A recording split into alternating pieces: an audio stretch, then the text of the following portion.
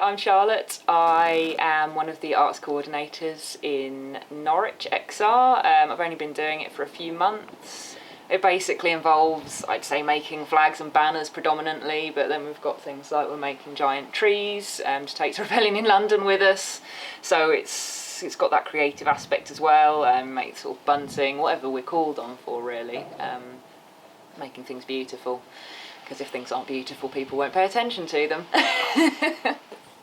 Yeah, I think it's really difficult to visualise the movement happening without the arts. If there weren't the flags, if there wasn't the artwork, arts covers things like the building of things as well, the drama of things, music and sound. I'm just sort of making stuff and doing the banners, but if you think about all of the other bits and pieces that create the sort of visual impact we want.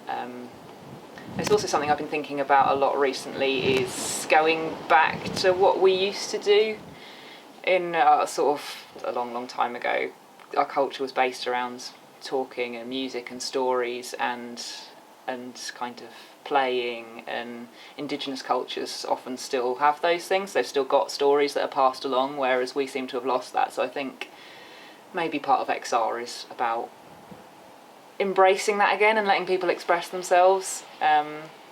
I've found since I've joined that I've been doing so much more creative stuff. I did an art degree and then I sort of stopped doing it. I stopped doing any artwork, and now I've kind of found an outlet for it again. It's got to be visually instantly readable. Yeah.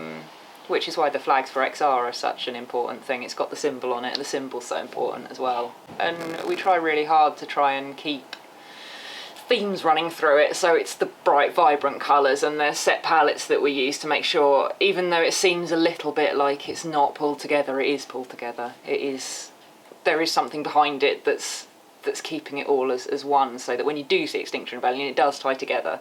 Even if you see it in Brighton versus Norwich versus London, it should all tie together. Cardiff, Manchester, where the big rebellions are going to be happening, it's all going to tie in together because we communicate with each other and make sure that everything is the same. Yeah, it's been quite mixed up to now, to be totally honest. It's my first one, so I didn't go to October or April or any of the previous ones, so a little bit of anxiety, I guess, a bit of nervousness about what's going to happen. I've not really been involved in anything that big before. I've not been an activist with anything else before either, so it's a real whole new ball game for me. I went on an action yesterday in Cambridge and I'm just feeling really excited about it now. It feels like everything is coming together, finally, the week before it happens. Really excited about the regional stuff, so bike ride, etc. It's going to be really good. It's just going to be really nice to see people, and I think people are starting to come out of COVID a little bit now as well. I think people were understandably quite nervous about it, and still are, to be honest, and I completely sympathise with that. I joined in February. I saw a lot of the October Rebellion because a friend of mine was doing quite a lot of live streaming, and I saw a lot of it on social media. And a big part of me really wanted to go and do it, but I was also quite scared about it. I didn't know anyone. It would be one person going down to a massive group of people, which was quite daunting, to be honest. So I didn't get involved at all with that, and then sort of forgot about it a bit, and then I just started reading a bit more about it, really. I just started reading about the science behind what's happening, and it's really scary, like really scary. And now I've kind of looked at that and realised that it's all happening already. We're hitting these tipping points already. There's a certain amount of we're not going back from this. I think there's a locked-in 1 degree temperature rise already. We're looking at going up to 4 degrees in the next 20 years or so, I think, or 50 years probably, which is just terrifying. People are going to be removed from their homes. I mean, we're in Norfolk, it's going to affect us quite a lot. Sea levels are going to rise, and we're privileged people in a position where we can just move house maybe, or where we can be relocated, and it'll be disruptive, but it's not going to be difficult necessarily. And then you think about people in low-lying third world countries, where are they going to go?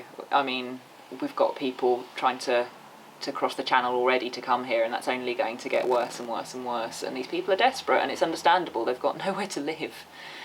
And so going back to what I was talking about, the science part of it, it scares me, it keeps me up at night,